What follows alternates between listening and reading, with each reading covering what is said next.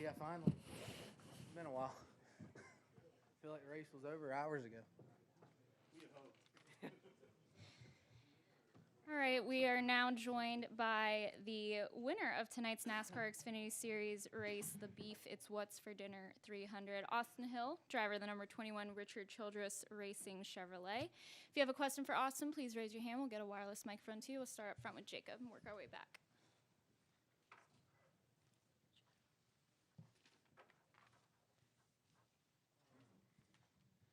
Jacob Seelman, 77 Sports Media, kickingthetires.net. Austin, congratulations. First off, what's going through your mind, not the final restart, but as it's winding down and everything feels like it's setting itself up, because you had no friends at that point. Did you feel in control of the race even with 4 JRM cars behind you, or was there a part of you that was thinking this may not go well if we don't find some help?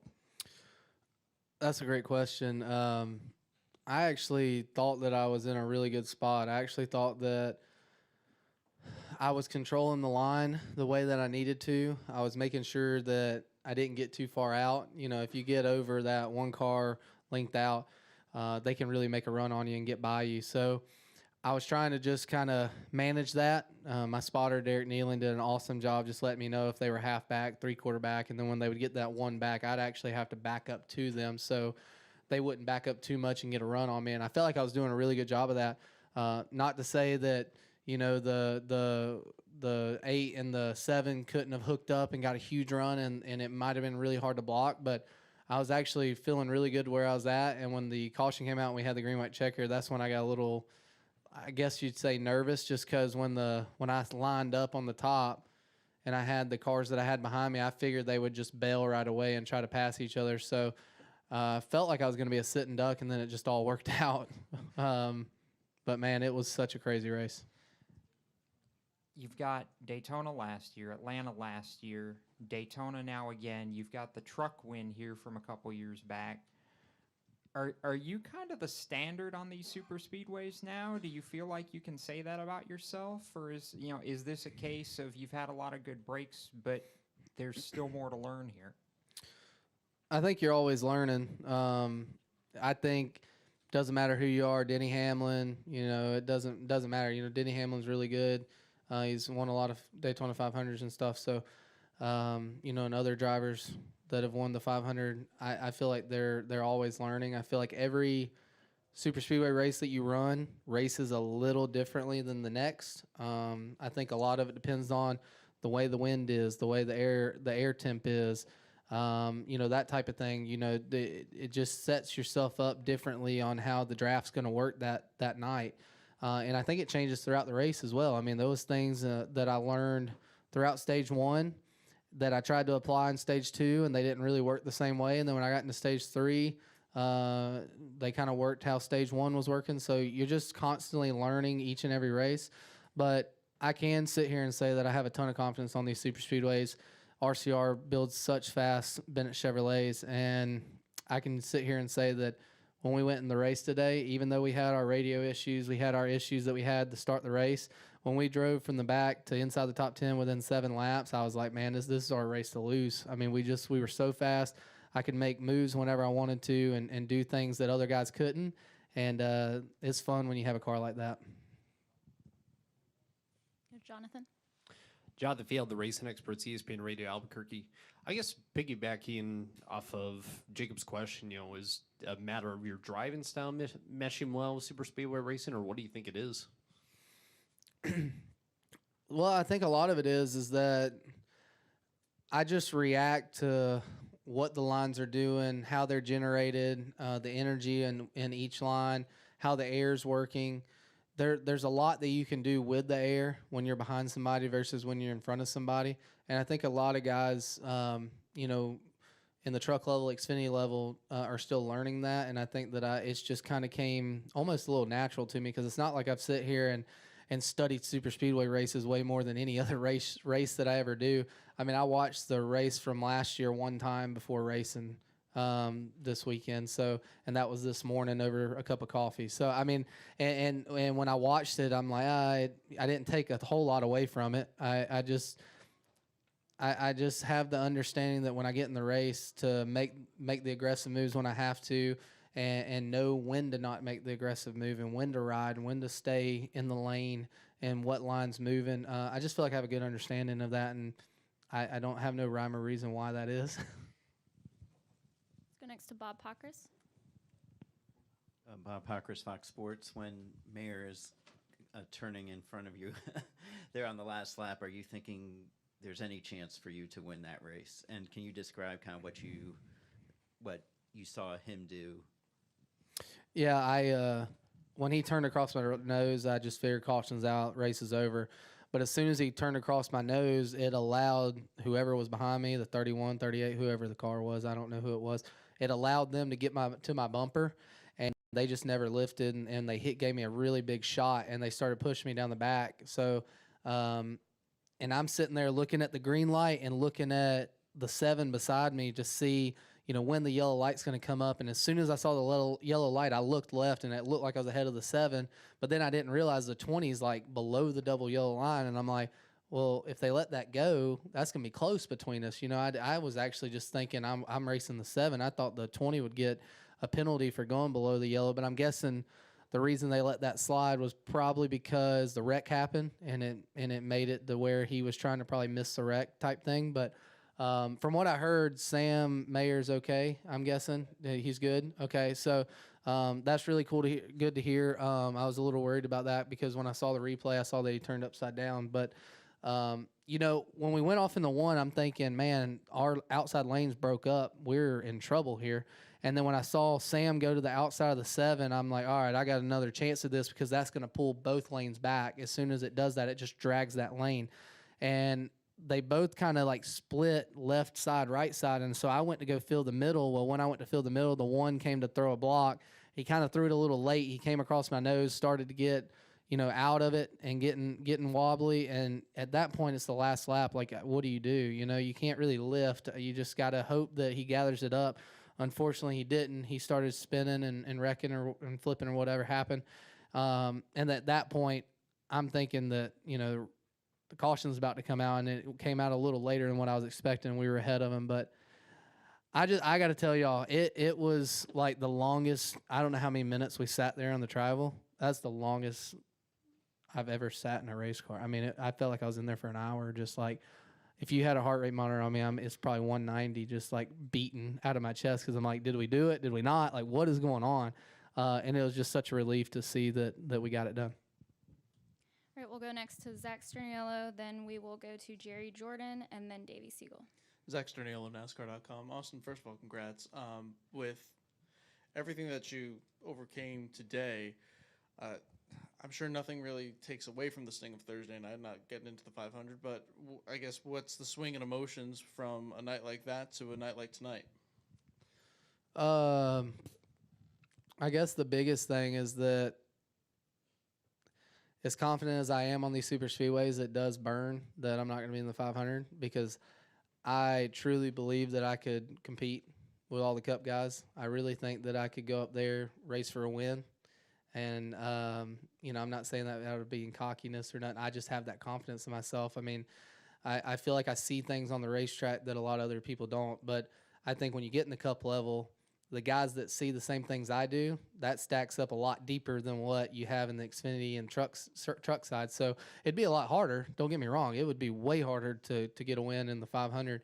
And it's a lot of things, a lot of people that are, really good at what they do that have never achieved it. Hall of Famers have never achieved it. But so I can't sit here and say that I'd just go out there and win the 500, but I think I could compete. So I think that's one thing that stings a little bit.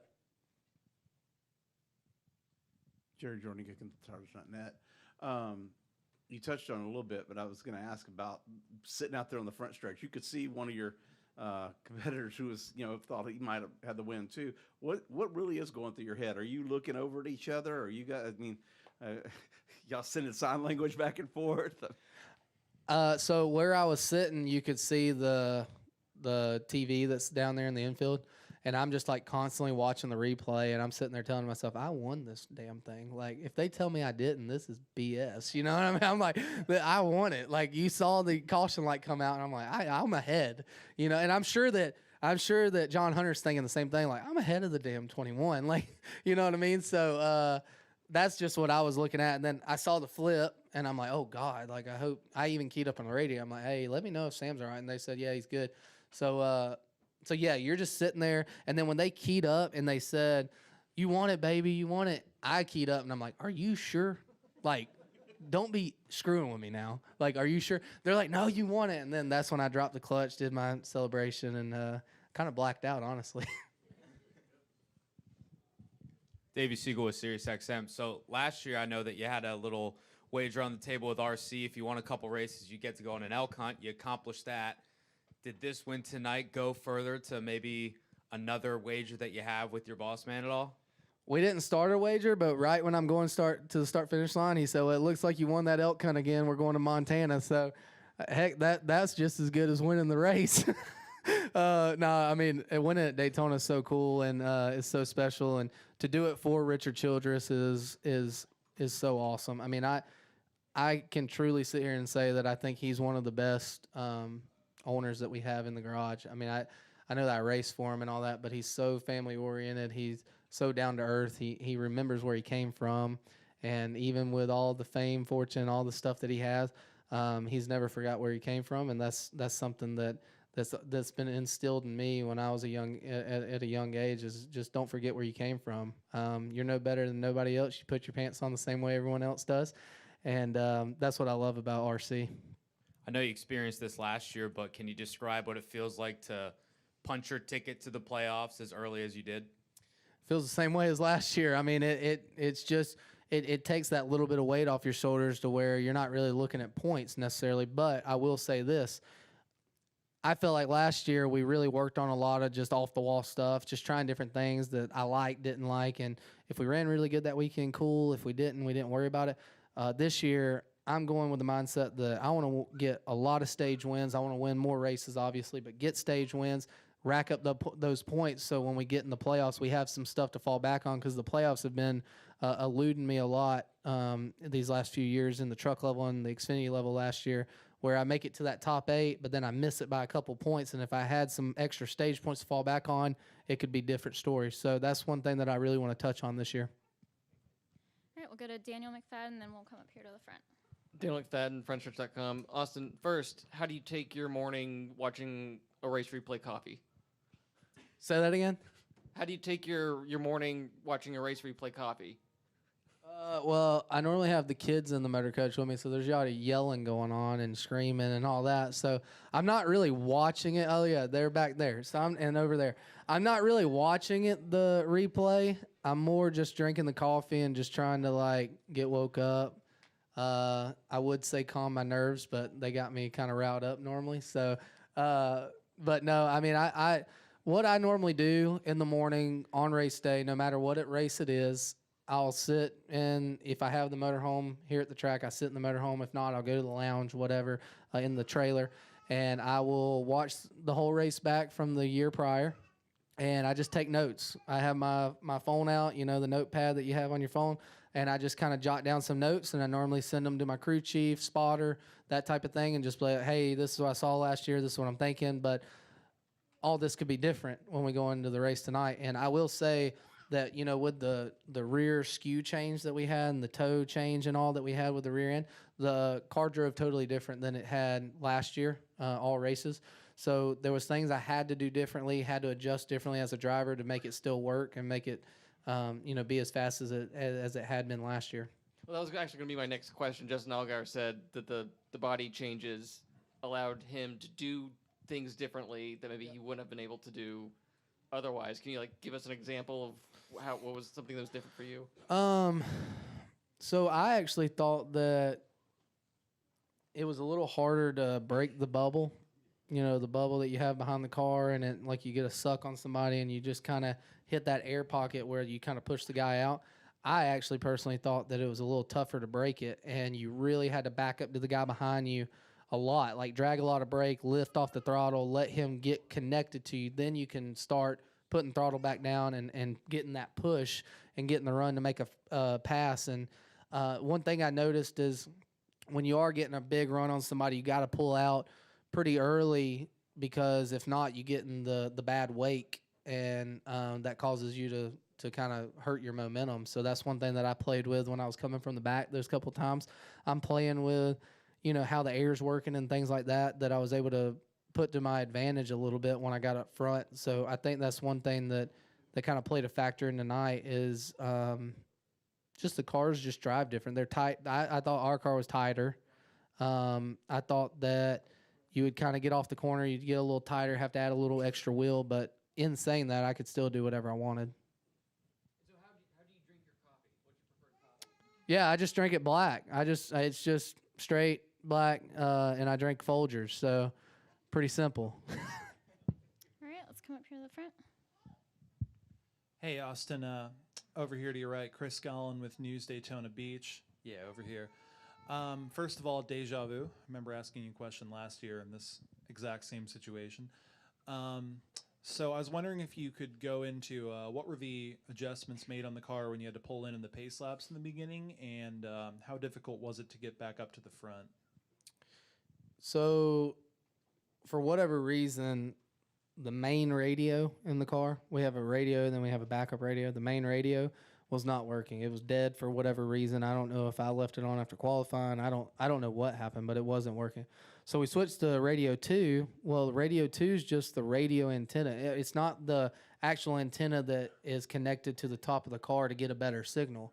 So when I'm out on the racetrack under pace laps, like I cannot hear my spotter at all. I'm like, man, you're going to have to repeat that. Like I can't hear you. And I'm like, they didn't want to pit. And I'm like, I'd rather pit. I got to be able to hear my spotter. I got to know when to clear, when not to clear, that type of thing. That's a crucial thing to have in super speedways. And so we came down pit road, fixed it, and then I didn't think it was going to be that hard to get up through to the top 20, top 15. I thought once you got to the top 20, top 15, it was going to be a little tougher. And within 7 laps, we were in the top 10. We were like running 7th or 8th, and I'm like, this is kind of our race to lose here. I'm doing whatever I want, whenever I want. I'm driving up the middle. I'm doing all these things, and just it looks like everybody's just sitting there, and they're letting me make moves and make passes, and nobody's able to do anything. So as soon as I saw that, my confidence level went from already being pretty high. I mean, I already had a lot of confidence in the night to even greater, and I'm like, this is our race to lose. I think that we can outrun anybody. So, and then we had that wreck that happened with teammate. He got loose. Somebody got in the back of him. We got damage on the right side. Had to come change tires. So we had to go to the back again, and it was the same deal. I just drove up to the front, and I'm like, man, this is pretty fun. Like, I mean, I actually had a blast doing it. It was so much fun. Thanks, Austin. Congratulations. Appreciate it. Let's come up here to the middle. Caleb Bussell, SpeedwayDigest.com. Austin, you won this race last year, and it also ended under caution as well. So winning at Daytona, would you rather win it under the green flag conditions? I mean, would that be more sweeter than winning it under caution, or does that dramatic pause trying to figure out who the official winner of the race is make it a little bit more sweeter? That's a good question. I mean, I'd love to win it under green, but I really don't care how I win it, as long as I'm the one that won the race. I mean, it is what it is. I mean, all of us not drivers know that when the white flag comes out, as soon as caution comes out, it's over. So as soon as the white flag comes out, you're doing all you can to get to the lead in case you have that wreck that normally does happen down the backstretch or wherever it's going to happen. And you normally don't get back to the line a lot of the time. So it doesn't make it any less sweeter, more sweeter. I mean, it's still the same. We won at Daytona. It's so cool. Come right here. Kenneth Bueno, South Florida Media Network. First of all, Austin, huge congratulations on the win tonight. I wanted to piggyback off of that question, winning at Daytona. Does it feel any different from the other times that you've won here? Or in what way can you describe that emotion, especially with this win tonight? I don't think it really feels much different than when I won in 2019 in the trucks or winning it last year and this year. I think the only thing that's a little sweeter is we went back to back. I think that's really cool. And you get to start the year off, locking yourself in points and that type of thing. So anytime you win at Daytona, it's so special. It's our Super Bowl. I mean, it's the first race of the year. It's all the hype, and a lot of people are here. All the fans are here. So you want to start the season off right, and we were able to do it the last 2 years. Now we got to put our foot down and win some more races throughout the year. I don't want to just win on super speedways. I want to win on some other racetracks. So our next goal is to go to Fontana and do it again. Does that mean that 2024 might be Daytona 3-peat? We'll see. I mean, I think we can do it just as good as anybody can if I'm running again in the Xfinity Series or whatever I'm doing. But yeah, I mean, it's just special. It's so cool to win here at Daytona. I think anybody will tell you that it doesn't matter how you win it, how you do it, when you do it. It's just cool. Thank you, Austin. Yeah, Congratulations again. Appreciate it. On that note, Austin, thank you and congratulations. Appreciate it. Thanks for having me.